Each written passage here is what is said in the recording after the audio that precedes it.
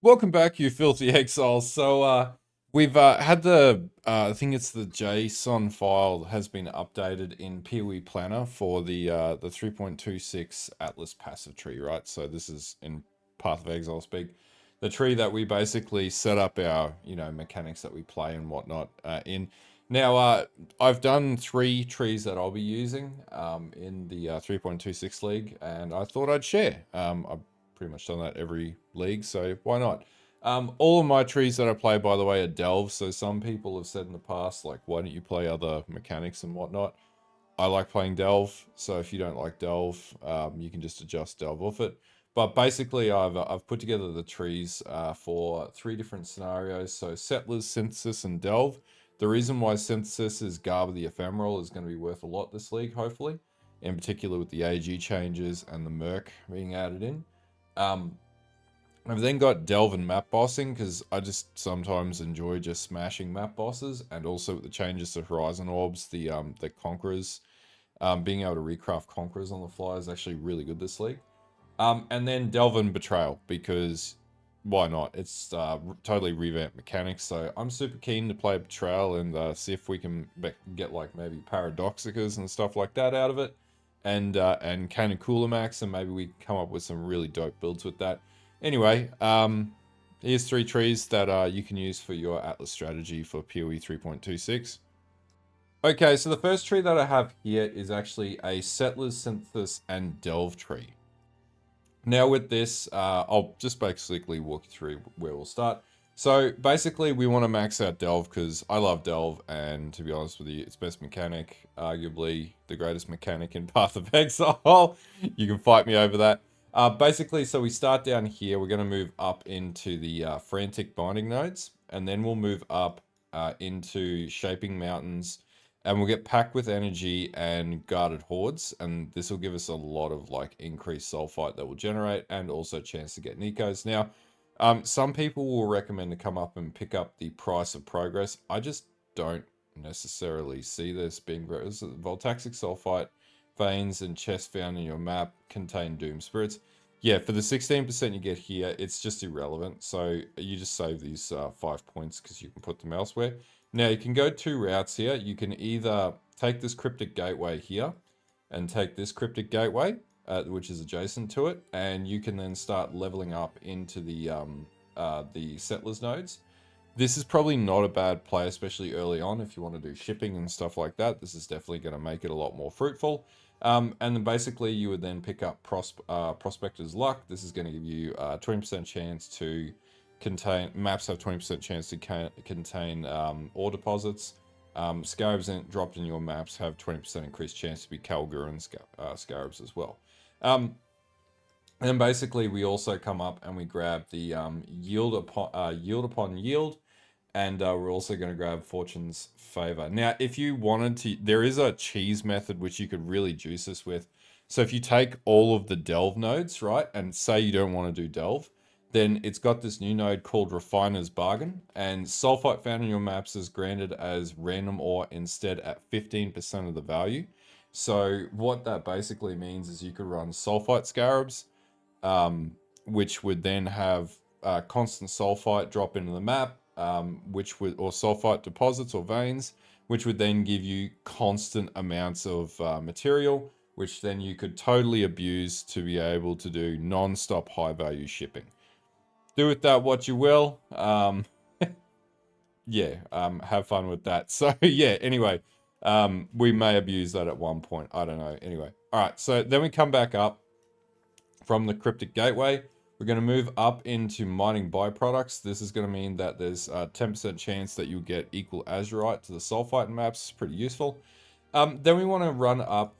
Then we want to run up and grab the sulfite infusion. This just gives you native sulfite as you complete a map. And I also then recommend getting all of the quant nodes, and then you can move through any of these nodes that link in. Just depends on what the side mechanic you want to play as to get the rarity and quant nodes in the center. Then we'll branch out. You could go through this route or this route, totally up to you. But I like to go to the left, and the reason being is access to the vivid memories, which is going to give you access to synthesis drops. And this is going to give you encounters that could take you to Cortex, for example, where you could just farm out Garbs of the Ephemeral, right? And then we want to grab the chiseled perfection nodes. We want to grab all of these like infusion nodes, or if you have a preference depending on what you're playing. I've just got them all selected, but you could like, do whatever. There might be some new mechanics that come from that. Then I come down and you also want to get the Lost in Transit, which is 6% chance for all deposits in your maps to be replaced by lost shipments, which could be really cool. But yeah, anyway, that should cap you out, and you should always have ore coming. Basically, we're just mining delve or delve sulfite and ore 24/7. And then basically we'll come up. We grab the memory strand node here. I just wanted to see what this does. So we go grasp the past, which is the number of memory strands or equipment items found in your maps has 50% chance to be lucky. That sort of seems like it could be really good, in particular with that being such a potentially powerful mechanic. And then we go all the way to the right, always pick up the Remarkable Relics and the Chittering Champions. This is just going to give you more scarabs and better quality scarabs. And that's basically it for tree number 1. So this one, yeah, do you want to play Settlers, Mechanic, Delve, and the Synthesis Mechanic, this is probably going to be a good tree to use. Okay, tree number 2. So again, this is Delve and Map Bossing or Boss Rush. So basically we're going to come down. We're going to go the same route. We always go through Frantic Mining. We're then going to get Secular Focus, Fungal Remission, Servant of Order, and Ominous Silence. This just like blocks those mechanics and only means that you can only get Delve basically. And then basically we'll come up and we'll get Shaping the Mountain. Same situation, the Delve nodes here. Ignore that Cryptic Gateways point. We don't need that. And then basically we're going to get mining byproducts. We're going to come up, travel through the center point here, get all the rarity and magic find that we can. Or quant, sorry. Sulfite and fusion. Again, come to the left.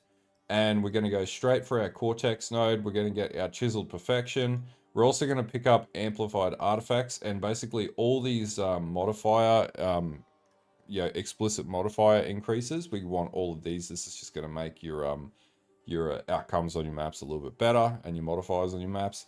Then we basically want to come up and we want to grab all of these nodes, just take absolutely everything, memory threads, remembered kindness, traumatic experience, and then basically the remnants of the past as well.